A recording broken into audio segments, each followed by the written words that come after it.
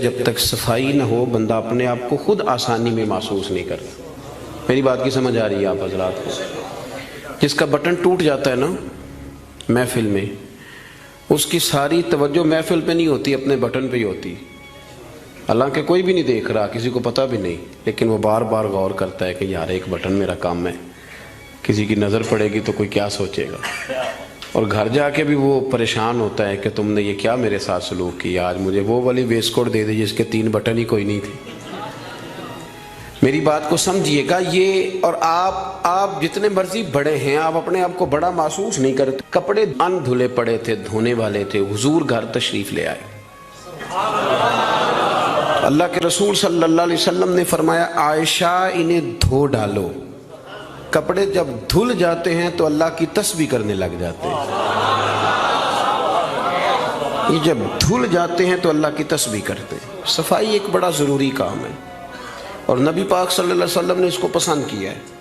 ایک شخص حضور کے قریب سے گزرا تو اس نے بکھرے ہوئے اس کے بال تھے اور بڑے اس کے پراگندہ حالت تھی۔ کچھ لوگ آرٹیفیشل درویش بھی بن جاتے ہیں، میک اپ کر کے بھی درویش بن جاتے ہیں، یعنی بلا سارا کچھ گھر میں پڑا ہے لیکن کہتے نہیں میں درویش ہو گیا ہوں، تو اس کو بھی شریعت پسند نہیں کرتی۔ تو صحیح ستہ کے اندر یہ روایت موجود ہے کہ نبی کریم صلی اللہ تعالیٰ علیہ وسلم کے پاس سے وہ شخص گزرا تو حضور نے بلا لیا، اور بلا کر کے فرمایا یہ کیا حال بنایا ہوا ہے، تیرے کپڑے کس طرح کے، کنگھی کیوں نہیں کی؟ تو اس نے اس کی حضور بس وہ سرکار فرمانے لگے تیرے اوپر تو اللہ کا بڑا فضل نہیں، بڑی خیر نہیں، رب نے بڑا مال عطا کی؟ حضور بالکل ہے۔ تو محبوب فرمانے لگے جا پھر جا کے اچھے کپڑے پہن، رب جب فضل کرتا ہے تو اس کا اثر دیکھنا پسند فرماتا ہے۔ پھر یہ جان بوجھ کے اس طرح کا رویہ تو نہ اپنا کہ کسی کو پتہ نہ چل جائے میرے پاس پیسے ہیں، ایسے نہ کر۔ تو صفائی ستھرائی، آپ ظاہری طور پر اگر آپ صاف ستھرے نہیں ہوتے تو آپ کسی محفل کے قابل نہیں رہتے۔ آپ 4 دوستوں کی محفل میں بیٹھنا اپنے لیے بوجھ محسوس کرتے ہیں، تکلیف ہوتی ہے کہ یار میرے کپڑے ٹھیک نہیں۔ صحیح بتائیے گا، اگر انسان کے کپڑے صاف ستھرے نہ ہوں اسے سکون نہیں آتا، تو اگر اس کے دل پہ میل کچیل ہو،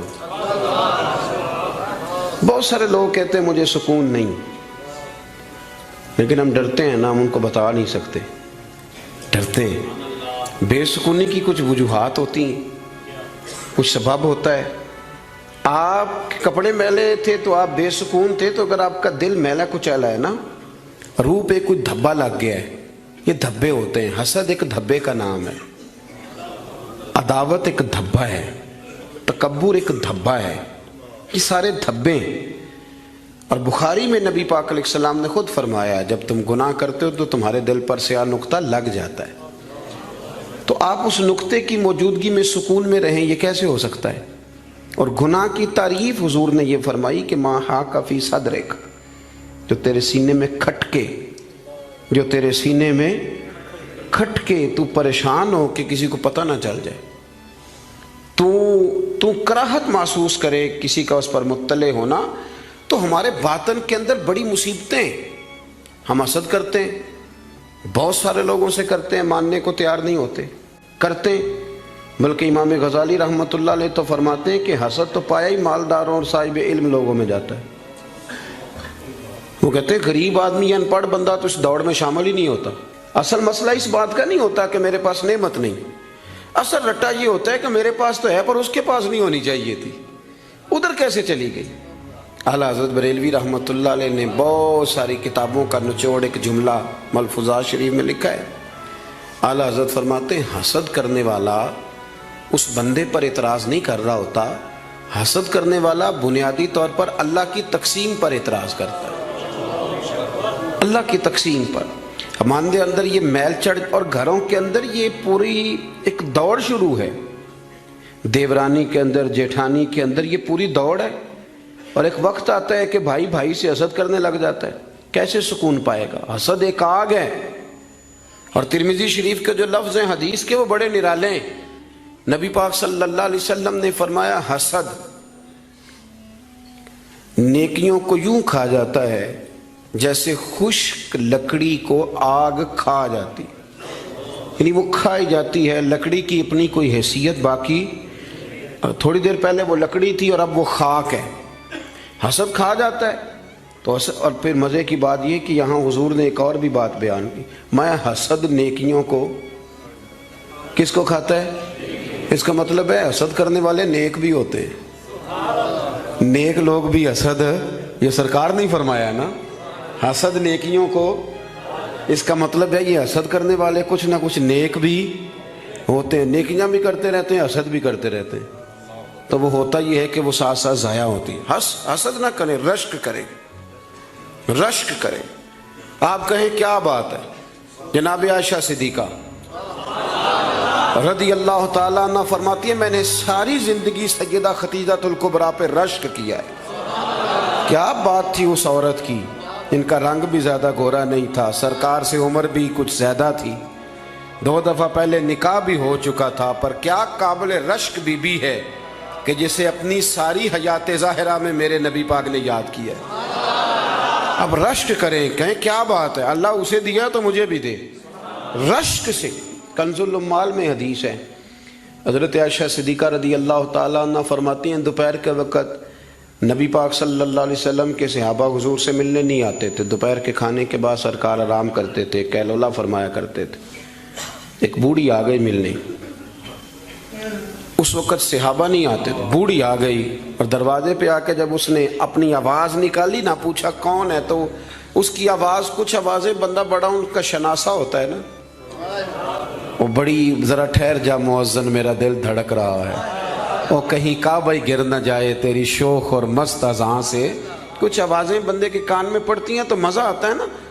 تو وہ خاتون باہر جب بولی تو سرکار دو عالم علیہ السلام آرام فرماتے فٹافٹ اٹھ گئے، حضور نے دروازہ کھولا، بوڑھی کو بٹھایا، کھانا کھلایا، دیر تک وہ باتیں کرتی رہی، سرکار جواب دیتے رہے۔ اور جناب عائشہ صدیقہ کہتی ہیں لوگ پہلے بھی بڑے آتے تھے پر آج ذرا انداز نرالا تھا، حضور نے بڑی محبت کی، جانے لگی تو حضور نے تحفے بھی بڑے ہی دیے، میرے کریم نے بڑا ہی پیار کیا، بڑا نوازا۔ میرے دل میں خیال آیا کہ یہ خاتون جاتی ہے، حضور بھی جائیں گے، رات کو واپس لوٹیں گے تو میں پوچھوں گی یہ کون تھی، لیکن وہ چلی گئی، حضور تو لیٹ گئے اور گہری سوچ میں چلے گئے۔ جناب عائشہ کہتی ہے میں قربان جاؤں، میں قریب گئی، قدموں میں بیٹھ کے عرض کی حضور دنیا تو پہلے بھی بڑی آتی ہے، یہ بی بی کون تھی؟ تو میں نے بات کی تو حضور رو پڑے، اٹھ کے بیٹھے، سرکار فرمانے لگے عائشہ یہ بی بی میری پہلی زوجہ سیدہ خدیجہ الکبریٰ کی سہیلی تھی، ان کی سہیلی تھی یہ عائشہ، خدیجہ کے دور میں آتی تھی، خدیجہ کھانا کھلاتی تھی، وقت دیتی تھی، پیار کرتی۔ فرمایا آج میں نے اس روایت کو زندہ کیا، حسن العہد من الایمان، تعلق اچھے طریقے سے نبھا دینا یہ بھی ایمان کا حصہ ہے۔ حضرت عائشہ اس کو بیان کر رہی ہیں، آپ دیکھیں صحابہ ایک دوسرے کی شان بیان کرتے ہیں۔ حضرت عائشہ صدیقہ سے پوچھا گیا، بخاری مسلم دیکھیے، توجہ ہے میری بات پر؟ حضرت عائشہ صدیقہ سے کسی نے پوچھا نبی پاک صلی اللہ علیہ وسلم کو سب سے زیادہ پیارا کون؟ جناب عائشہ صدیقہ سے پوچھا سب سے زیادہ پیارا کون؟ تو جناب عائشہ کہنے لگی یہ صاف ستھری بات ہے، سیدہ فاطمہ الزہرا۔ اس شخص نے فوراً پوچھا، مشکات دیکھیے اٹھا کے، اس نے پوچھا جی مردوں میں؟ تو آپ نے فرمایا فاطمہ کے شوہر علی المرتضیٰ۔ فوراً ایک دوسرے کی شانیں بیان ہو رہی ہیں، ایک دوسرے کی عظمتوں کا تذکرہ ہو رہا ہے۔ مولا علی شیر خدا کرم اللہ تعالیٰ وجہ الکریم فرمایا کرتے تھے میں تمہیں بتاؤں سب سے بہادر کون ہے؟ حضور بتائیے، فرمایا ابو بکر صدیق۔ فرماتے وہ بدر کی رات جب حضور کے چھپر شریف کا پہرا دینا تھا، چھپر کا پہرا دینا تھا حضور کے چھپر شریف کا، تو بڑا مشکل کام تھا، کون وہاں کھڑا ہو؟ تو فرماتے ہیں لوگ ابھی سوچ رہے تھے کہ وہاں کون جائے گا، سوچ رہے تھے کہ کون جائے گا، لیکن ابو بکر تلوار لے کے کھڑے ہو گئے، کہنے لگے کوئی اور کیوں جائے گا، میں حضور کے اس چھپر شریف کی پہرے داری کروں۔ تو ایک دوسرے کی تعریفیں کر رہے ہیں، ایک دوسرے کی فضیلتیں بیان کر رہے ہیں، یہ رشک کرتے تھے۔ حسد ہمارے ہاں نا کار تعریف ہی رہے ہوتے ہیں، پر وہ ہلکا سا نچوڑے تو اندر سے حسد نکلنا شروع ہو جاتا ہے، لمبا بھی نہیں نچوڑنا پڑتا، بس ہلکا سا کہتے ہیں باقی تو ساری باتیں ٹھیک تھیں، لیکن آپ نے دیکھا ہے آنے جانے میں نخرہ کتنا تھا، بس وہ نکل آیا، وہ نچوڑ لیا، وہ گیا کام سے، سارا کچھ ختم ہو گیا۔ وہ ایک بات میں طے، حسد نہیں کریں، آپ کو تکلیف دے گا، آپ اذیت میں آئے۔ پھر ایک اور بیماری ہے جس کا نام تکبر ہے۔ یوں جھک کے ملنے کا نام عاجزی نہیں، بلکہ حضرت سعدی فرماتے ہیں میں نے بڑے جھکے ہوئے دیکھے ہیں، گردن جھکی ہوئی ہے، دل بڑا اکڑا ہوا ہے۔ فرماتے ہیں یہ ان کی ادا ہے، یہ ادا بھی تجھ کو ہی زیب ہے، تیری عاجزی بھی فریب ہے۔ تو کہیں کہیں نا لوگ اس طرح بھی کرتے ہیں۔ عاجزی تو دل کا نام ہے کہ آپ کے اندر اخلاص کتنا ہے، آپ کتنے جھکے ہوئے ہیں، آپ کس قدر پیار کر۔ بہت سارے لوگوں میں تکبر ہے، مجھے مانو، مجھے تسلیم کرو۔ اور میں آپ کو کیا بات بتاؤں دنیاوی لوگوں کی، میں تو دینی محفل میں دیکھتا ہوں کہ کوئی علاقے کا چودھری اگر کسی محفل میں آ جاتا ہے تو گردن اونچی کر کر کے نقیب کو دکھاتا ہے کہ میں پیچھے بیٹھا ہوں حالانکہ میں چودھری ہوں، تو اونچی کر کر کے گردن۔ عادت پڑ گئی نا اسٹیج پہ بیٹھنے کی، پیچھے مزہ ہی نہیں آتا۔ حالانکہ شان تو رب دیتا ہے، آپ جہاں بھی بیٹھے ہیں اگر آپ قابل اکرام ہیں تو پھر آپ قابل احترام ہی ہیں۔ لیکن یہ لوگوں پہ تسلط جما کے اپنے آپ کو، مطلب کتنا چھوٹا بندہ ہے جو کسی کے بارے میں یہ کہتا ہے کہ یہ میرا ملازم ہے، اس سے کیا ثابت کرنا چاہتا ہے وہ؟ یہ دو جملے کہہ کہ میرے پاس اتنے پیسے ہیں ملازم رکھ سکتا ہوں کیا؟ میں ایک یونیورسٹی میں گیا کچھ بیان کرنے کے لیے، تو ایک بچہ مجھے کہنے لگا پیر صاحب ایک بات بڑی دل میں پریشان کرتی ہے، کسی لبرل آدمی نے کر دی تھی تو ڈرتا میں کرتا نہیں کہیں مجھے کوئی بے ادبی نہ کہہ دے۔ ہمارے ہاں ایک ظلم یہ بھی ہوتا ہے کہ ادب سکھانے سے پہلے بے ادبی کا لائسنس جاری کر دیا جاتا ہے، حالانکہ پہلے ادب سکھایا جائے، پھر اگر کوئی بے ادبی کرے تو پھر اسے بے ادب۔ ہم ادب نہیں سکھاتے لیکن بے ادبی کا تانا فٹافٹ دے دیتے۔ میں نے کہا جناب آپ پوچھیں، اگر مجھے جواب آتا ہوا تو میں بتا دوں گا، نہیں تو میں کسی سے پوچھ کے بتا دوں گا، آپ بتائیے۔ وہ کہنے لگے جی مجھے کسی نے کہا ہے کہ نبی پاک صلی اللہ علیہ وسلم کے زمانے میں غلامی ختم نہیں ہوئی تھی، اس زمانے میں غلام بکتے تھے اور اسی طرح بکتے تھے، خریدے جاتے تھے، تو ایک آرڈر فرما دیتے غلامی ختم ہو جاتی۔ اور میں نے کہا یار یہ تو کوئی بڑا سوال ہی نہیں ہے، آپ بلا وجہ ڈر رہے ہیں، یہ کوئی بڑا سوال ہے۔ یہ حضور نے غلامی ختم کر دی تھی، آپ پڑھیے ابو داؤد شریف، ختم ہو گئی غلامی۔ توجہ ہے میری بات پر؟ ادھر دیکھیں جی میری طرف، حضور نے غلامی ختم کر دی، غلامی رہی نہیں۔ کہنے لگے وہ کس طرح؟ میں نے کہا ابو داؤد شریف پڑھ لیں۔ حضرت ابو ذر غفاری رضی اللہ تعالیٰ عنہ فرماتے ہیں کلمہ پڑھنے آیا، جب واپس جانے لگا تو حضور نے بڑی نصیحتیں فرمائی، ان میں سے ایک نصیحت حضور نے یہ کی ابو ذر یاد رکھنا تمہارے غلام تمہارے بھائی ہیں۔ غلام تو وہ رہے ہی نہیں، انہیں تو مدینے والے رسول نے بھائی بنا دیا ہے۔ آپ کو کس نے کہا وہ غلام ہے؟ وہ غلام، میں سیاستہ کی روایت پیش کر رہا ہوں، فرمایا تمہارے غلام تمہارے، ادھر دیکھیں میری طرف، تمہارے غلام تمہارے بھائی ہیں۔ اور نبی کریم نے فرمایا جس طرح کا خود کھانا اسی طرح کا انہیں کھلانا، جس طرح کا خود پہننا اسی طرح کا انہیں۔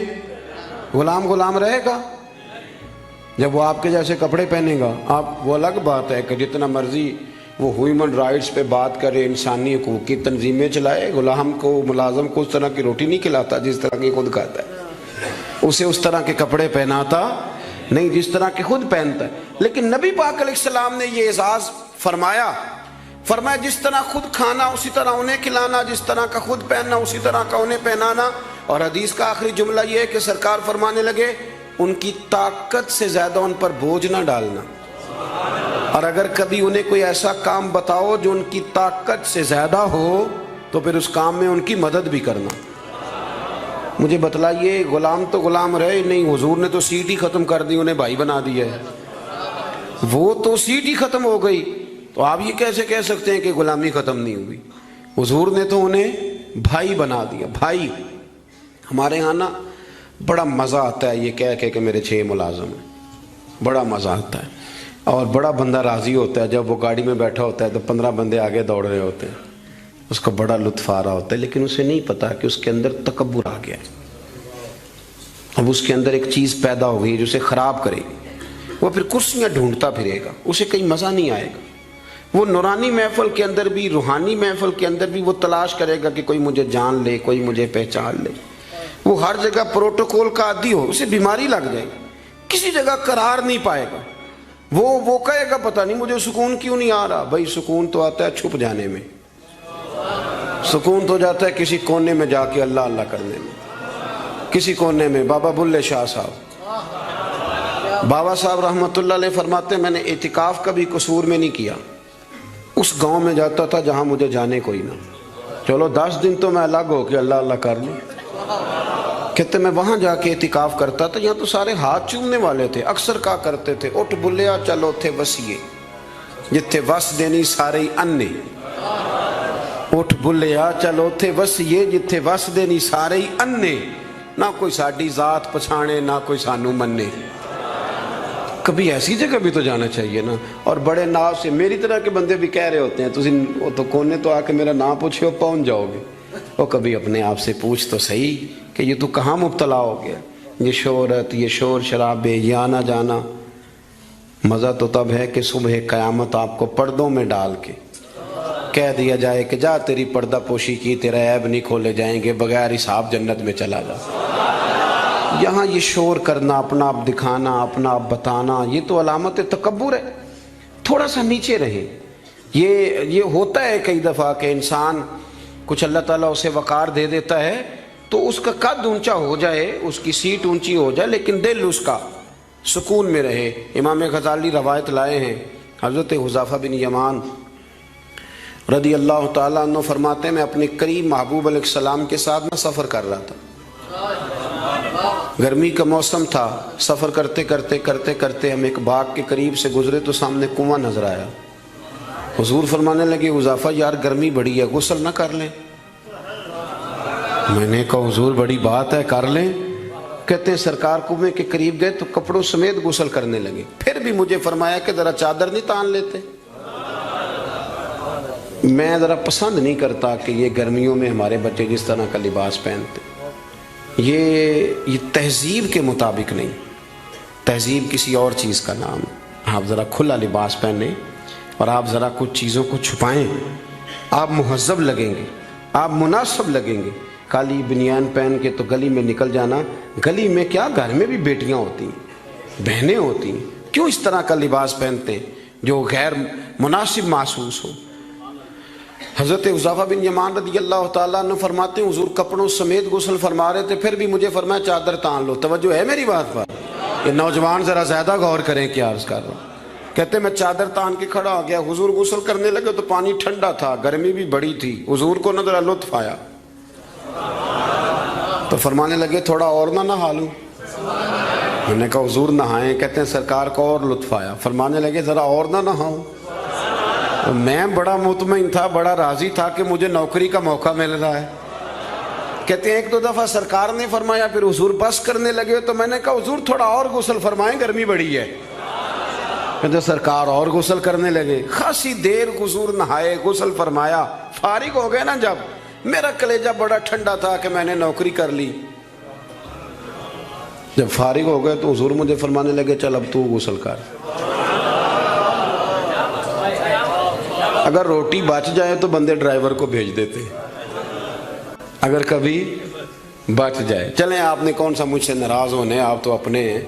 اگر کوئی دیگ بڑھ جائے تو مدرسے بھیج دیتے کہ وہ اس کو کہتے آپ یہی ہیں کہ اس کے پیروں کے نیچے فرشتے پر بچھاتے، یہ بھی آپ کہتے ہیں کہ آفت جی آپ کی بڑی شان ہے، آپ نماز پڑھاتے ہیں، پر دیگ وہ بھیجنی ہے جو بچ گئی، وہ آپ بھیج دیں۔ بچ گئی ہے، وہ زیادہ تھی تو ہم نے کہا چلو بچوں کو دے دیتے۔ یہ اعزاز نہیں دیا، دیکھ دے دی پر آپ نے عزت نہیں دی، وقار کا مزہ نہیں آیا اس کا، یہ کوئی سرور والا کام نہیں۔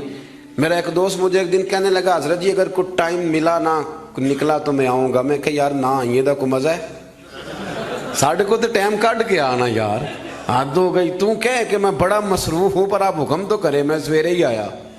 یہ کیا بات آپ نے، اسی کو بچے کچھ ٹائم والے ہیں ہمارے پاس، تو آ تھوڑا سا سارا کچھ چھوڑ چھاڑ کے پتہ چلے کہ تو آیا ہے۔ میری بات کی سمجھ آ رہی ہے میرے عزیز؟ بات کو سمجھنا ہے آپ نے۔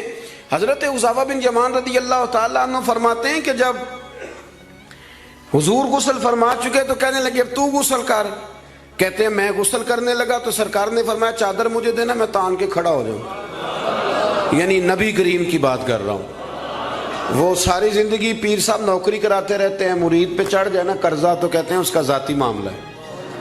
تو جب تیرے گھر جھاڑو دے رہا تھا پھر نہیں ذاتی معاملہ تھا؟ تھوڑی تو بھی پیار کر لے، کبھی تو بھی ان کے ساتھ کہہ. وہ میرے ایک دوست ہیں پیر صاحب، تو عرس پہ میں گیا ہوا تھا تو ان کا بچہ وہ اپنے بیٹے سے پوچھتے ہیں کہ پتر وہ دال والا جو دیگ ہے وہ گرم ہی ہے نا؟ کہنے لگا ابا جی بس ٹھیک ہی ہے چل جائے گی. یعنی گرم کرنا بھی پسند نہیں صاحبزادے کے لیے. ابا جی چل جائے گی. تو پیر صاحب نے بڑا اچھا جملہ کہا، کہنے لگے پتر جب تو مریدوں کے گھر جاتا ہے تو تیرے ساتھ یہ سلوک کرتے ہیں؟ اس طرح تو نہ کر یار، کم از کم تیرا زور لگے گا ایک آرڈر ہی کرنا ہے ذرا گرم ہو. پر ہم سمجھتے نہیں نا چیزوں کو. الا ماشاءاللہ اچھے لوگوں کی بات نہیں کرتا. میرے بھائی حضرت حذیفہ بن یمان رضی اللہ تعالیٰ عنہ فرماتے ہیں قربان جاؤں، کریم رسول نے چادر تان لی، میرے لیے چادر تان لی، میرے لیے. تو امیر حرم، میں فقیر بے نوا، تو کجا من کجا. یعنی میرے لیے چادر، میں گلیاں دا روڑا کوڑا تے میں نو محل چڑھایا ہے سانیاں. حضور نے چادر تان لی، کرنا غسل. اگر مجھے گرمی لگ رہی ہے تو تجھے بھی تو لگ رہی ہے نا. حضرت حذیفہ بن یمان کہتے ہیں میں نے کہا حضور میں بغیر چادر کے، فرمایا نا میں کھڑا رہوں گا تو کر غسل. حضرت حذیفہ بن یمان کہتے ہیں تھوڑا سا غسل کر کے میں نے چھوڑ دیا. حضور فرمانے لگے نہیں اور نہا ذرا. کہتے ہیں میں نے عرض کی یا رسول اللہ صلی اللہ علیہ وسلم میں نہا لیا. فرمایا نہیں تھوڑا اور غسل کر. فرماتے میں نے اور غسل کیا. تھوڑی دیر کے بعد فارغ ہوا. میں نے کہا حضور مہربانی فرمائیں میں نہا چکا. تو فرمانے لگے نا ہمیں جتنی دیر میں نے کیا ہے تو بھی اتنی دیر غسل کر. حضرت حذیفہ بن یمان کہتے ہیں میں رو پڑا. میں نے کہا محبوبہ تیرے کرم پہ قربان جاؤں اب بس کریں.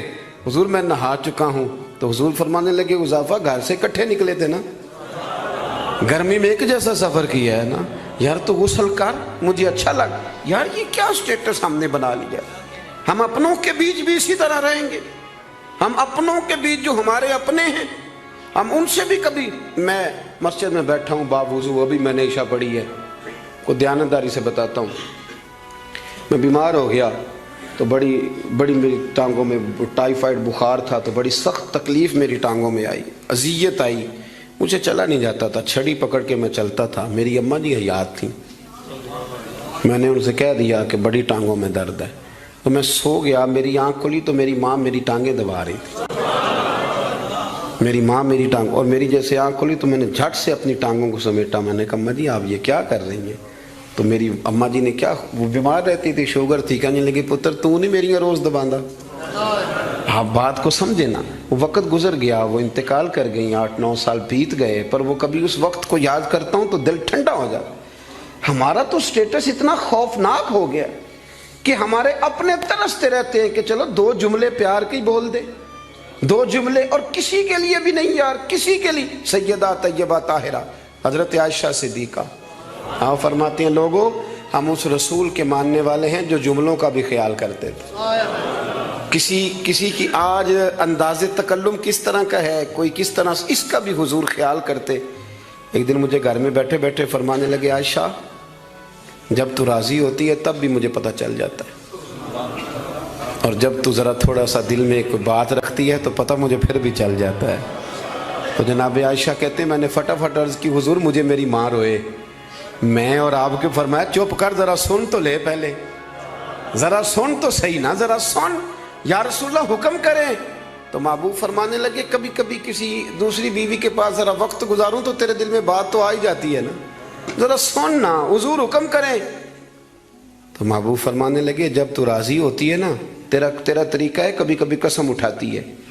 جب تو ہوتی ہے نا مجھ سے ناراض تو تو کہتی ہے مجھے ابراہیم کے رب کی قسم، مجھے حضرت ابراہیم علیہ السلام کے رب کی قسم. اور جب تو راضی ہوتی ہے تو فرماتی ہے مجھے محمد عربی کے رب کی قسم. میں سمجھ جاتا ہوں کہ آج کوئی بات. جناب عائشہ کہتی ہیں میں بڑا روئی. حضور نے فرمایا کیوں روتی ہے؟ میں پھر رو پڑی. حضور نے فرمایا میں نے تو تیرے احساسات بیان کر تو رو پڑی. کہنے لگی روتی اس لیے ہوں کہ اللہ نے کیسا کریم رسول عطا فرمایا. حضور لفظوں جملوں تک کا احساس کہ آج فکرے کس طرح کے بیان کر رہا ہے، آج اس کا ذہن کس طرف چلا گیا، اس بات کا بھی خیال ہمارا. تو یقین کریں وہ بلند و باغ مزاج جانے ہمیں کہاں جا کے کھڑا کرے گا. किस जगह पे जाके हम रुकेंगे।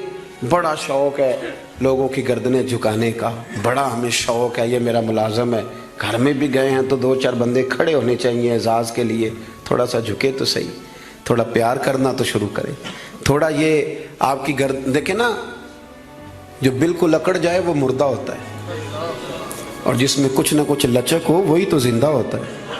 अगर आप पकड़े हुए हैं, अकड़ गए हैं आपको अपने अलावा, वो किसी ने कहा था खुदा मुझे ऐसी खुदाई ना दे कि अपने सिवा कुछ दिखाई ना दे।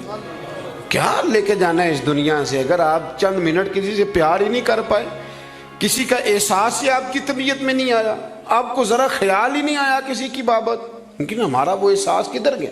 असल बात यह है कि अंदर तकब्बुर छुपा लिया है, अब वो निकलता नहीं, खटकता बड़ा है, तंग बड़ा करता है, बड़ी आरजू है कि जाना जाऊं पहचाना जाऊं, समझते नहीं। मौला कायनात शेर खुदा अलीउल मुर्तज़ा हज़रत मौला अली करमल्लाहु ताला वजहुल करीम कूफे में तशरीफ़ फरमा थे तो गुलाम से कहने लगे चल ज़रा शॉपिंग करने चले। किससे? बोल के बताइए। ले गए हो कभी मुलाजम को साथ? हम तो अब्बा जी को नहीं लेके जाते, हालांकि उनको कभी कभी ले जाएं तो उन्हें बड़ा अच्छा लगे। कभी कभी वालिद साहब से कहें ना कि मौसम बदल रहा है और 2 जोड़े लेने चले, हम लेके जाएं कभी उनको साथ बिठा के, उनसे कहा अब्बा जी आए मेरे लिए कपड़े पसंद करें। उन बेचारों ने बूढ़ों ने क्या पसंद करना है, पर आप साथ लेके जाएंगे तो उनका दिल बड़ा ठंडा हो। लेकिन ये काम भी हम यारों के साथ ही करते हैं, वालिद को कहाँ लेकर के जाते। मौला अली शेर खुदा गुलाम से फरमाने लगे चल ना यार कपड़े खरीदने। खादम कहता है मैं साथ गया, हज़रत अली ने 2 जोड़े खरीदे, फरमाया आज 2 लेने भी, एक तेरा एक मेरा। कहते एक खासा महंगा लिया, एक ज़रा सस्ता लिया। मैं फ़ौरन समझ गया महंगा आका का है और सस्ता इसी तरह ही होता है ना, महंगा जोड़ा आका का है और सस्ता गुलाम का है। कहते हैं थैले में कपड़े डाले, मैंने उठाए, मैं गुलाम था, वो चौक आ गया जहाँ से मौला अली ने अपने हुजरा नूर में जाना था और मैंने अपने घर जाना था। फरमाते हैं वो जगह आ गई, शेर खुदा रदी अल्लाह ताला अन्हु फरमाने लगे कि लिया पुत्र मेरे वाला जोड़ा मुझे दे दे, ला वो मेरे कपड़े मुझे दे दे। तो कहते हैं वो बड़ी डेफिनेट थी बात थी, मैंने उसी वक्त निकाला महंगा जोड़ा, जनाब अली को थमाया तो हज़रत अली फरमाने लगे ये तो नहीं मेरा। ये बातें मज़े के लिए सुनते हैं सिर्फ, अगर इनके सुनने में इतना मज़ा है तो उस पर अमल करने में कितना मज़ा होगा, ये भी तो कभी आप महसूस करें ना। हज़रत मौला अली शेर खुदा फरमाने लगे ये नहीं मेरा, मेरा तो वो दूसरा है। वो कहता मैंने एक फ़लसफ़ा बयान किया, एक इल्लत बयान की, एक लॉजिक मैंने बयान की। मैंने कहा हुजूर आप महंगा पहने क्योंकि आप आका हैं, और मैं सस्ता पहनूंगा क्योंकि मैं। तो हज़रत अली ने फौरी तौर पे हुक्म नहीं लगाया कि नहीं तो दूसरा मुझे दे, आलिम थे ना, तो उसने इल्लत बयान की तो पहले उसका वो सबब तोड़ा, पहले उसकी उस बात का जवाब दिया। दलील का जवाब दलील से देना चाहिए ना, कई दफ़ा लोग दलील का जवाब गाली से देने लगते हैं, ये तरीका गलत है।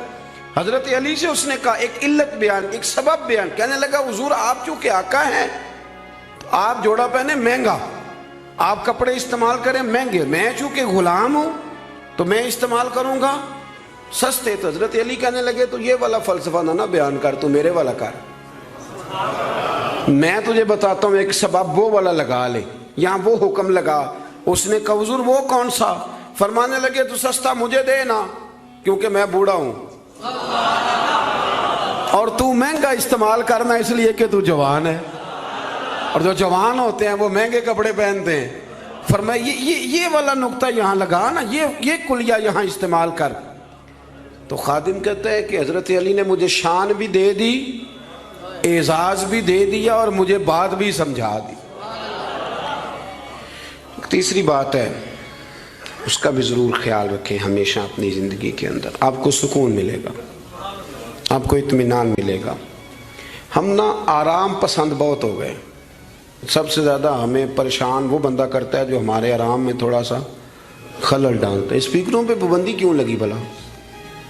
झगड़े झगड़े अब कोई नहीं होते थे, अब कहाँ दौर रह गया। अब तो सिर्फ लोगों की नींद खराब होती थी, اور جو سوسائٹیوں میں رہتے ہیں نا ان کے لیے زیادہ مسئلہ تھا. ہم ذرا سا بھی اپنی نیند قربان کرنا، اپنے اوپر تھوڑا بوجھ لینا پسند نہیں کرتے. رات کو کچھ لوگوں کو جاگتے رہنا بڑا ضروری ہے. ڈاکٹر کے لیے اپنا موبائل آن رکھ کے اسے سونا چاہیے، یہ میری گزارش ہے. اس لیے کہ کسی وقت بھی کوئی مریض اس کو فون کر سکتا ہے. جو لوگ سیکیورٹی اداروں سے تعلق رکھتے ہیں ان پر ضروری ہے کہ وہ رات بھی اپنے موبائل کو آن رکھے. جن کی ذمہ داری میں کچھ لوگ ہیں، میرے پاس ایک ایسا نمبر ہے، رات بھر وہ نمبر، میرے پاس مدرسے کے بچے ہیں، وہ کسی وقت میری ضرورت پڑ سکتی. مجھے سینکڑوں دفعہ کہا ہے گھر والوں نے بھی باہر والوں نے بھی کہ آپ اس کو بند کر دیں، تو میں کہتا ہوں پھر یہاں تو مدرسہ بھی بند کروں نا، کیا ہو جائے گا. مثلا نیند تو اگر اللہ آپ کو سکون دینا چاہے تو 20 منٹ کی نیند میں نیند پوری ہو جاتی ہے. اور اگر وہ مالک بے نیاز ہے، کبھی نہ سکون آئے تو سارا دن نہ بستر سے نکلے، سستی نہیں جاتی. صحیح کہہ رہا ہوں میں؟ تو تھوڑی اگر آپ اپنی نیند قربان کر لیں گے کسی کے لیے، کسی کو سکون دینے کے لیے، تھوڑی سی نہیں دیتے ہم. ہمیں تو بس یہ ہے کہ میرے لیے سارے جاگیں گے، میں نہیں اٹھوں گا کسی کے لیے. ہر آدمی ہائی الرٹ کھڑا رہے، اس سے انسان بہت بڑا خود غرض ہو جاتا ہے. اور جب وہ کسی کو سکون نہیں دیتا تو پھر اسے نیند بھی نہیں آتی. اگر ہم تھوڑا اشار کریں. حضرت انس بن مالک رضی اللہ تعالیٰ عنہ فرماتے ہیں رات کا وقت تھا، مدینے کے کونے سے چیخنے چلانے کی آواز آنے لگی بڑی شدت کے ساتھ. قاضی ایاز رحمۃ اللہ علیہ نے بھی لکھا ہے اور بھی دیگر سیرت نگاروں نے نقل فرمایا ہے، ایک کونے سے تیز آواز چیخنے کی آنے لگی. فرماتے ہیں سب لوگ جمع ہو گئے جن کے کانوں میں آواز گئی. ہم نے نیزے، تیر، تلواریں، ساری چیزیں جمع کرنی شروع کر دی کہ ادھر جاتے ہیں اور جا کے دیکھتے ہیں وہاں کیا ہے. کہتے ہیں ہم تیاری کر چکے جب، اور ہم نے منصوبہ بنا لیا، اور جب ہم نے رخ پھیرا نا ادھر جانے کے لیے تو اللہ کے نبی صلی اللہ علیہ وسلم وہاں سے واپس آ رہے تھے. اور کہتے ہیں حضرت ابو طلحہ انصاری رضی اللہ تعالیٰ عنہ کے گھوڑے پر آپ سوار تھے اور گھوڑے کی پشت پر کوئی اور چیز نہیں تھی، یعنی کوئی کجاوا نہیں ڈالا، کوئی کپڑا نہیں ڈالا، ننگی پشت پر حضور سوار تھے، ہاتھ میں ایک نیزہ تھا. اور حضور اکیلے گئے، اکیلے واپس آئے اور آ کے فرمایا بھی سو جاؤ، کوئی پریشانی کی بات نہیں. وہ جانور لڑ پڑے تھے، میں دیکھ آیا ہوں، کچھ بھی نہیں ہے، سارے آرام سے سو جاؤ، کوئی ایسا مسئلہ نہیں. حضرت انس کہتے ہیں باقی تو ساری دنیا سو گئی تو میں ساری رات سوچتا رہا کہ محبوب تو ہماری سوتے ہوئے بھی نگہبانی فرماتے. جو حضور سب سے پہلے چلے گئے، دیکھ کے لوٹ بھی آئے، اس کا مطلب ہے کہ سرکار جاگ رہے تھے. حضور نے ویسے بھی فرمایا ہے کہ میری آنکھیں بند ہوتی ہیں، دل میرا بیدار ہی رہتا ہے. آپ یقین کریں اتنی خود غرضی، وہ پھر آہستہ آہستہ وہ خود غرضی. ہم پہلے خود غرض ہوتے ہیں، اپنے ابا جی سے کہتے ہیں کہ اب میرا گزارا نہیں ہوتا، میرے بھی بچے ہیں. یہاں سے ہم آغاز کرتے ہیں خود غرض ہونے کا. پھر کچھ عرصے کے بعد ہمارے بچے ہمیں کہنا شروع ہو جاتے ہیں کہ ابا جی اب ہمارا گزارا نہیں ہوتا، ہمارے بھی تو بچے ہیں نا. پھر وہ کبھی گونجتا ہے ہمارے کانوں میں ہمارا اپنا قول جو ہم نے کبھی کیا تھا اپنے والد کے لیے.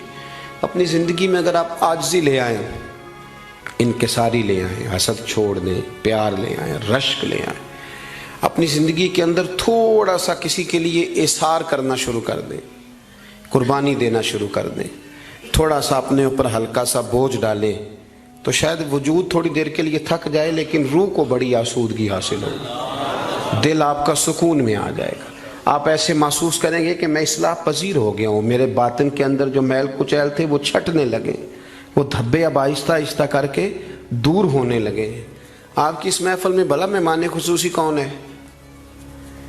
یہ بزرگ مشائخ تو آئے ہیں، ہماری سرپرستی کر رہے ہیں، لیکن اس محفل کا سب سے خاص بندہ وہ ہے جس نے محفل سے پہلے مسجد میں جھاڑو دیا، جس نے صفیں بچھائیں، جس نے اشتہار لگایا، جس نے جذبہ کا اظہار کیا.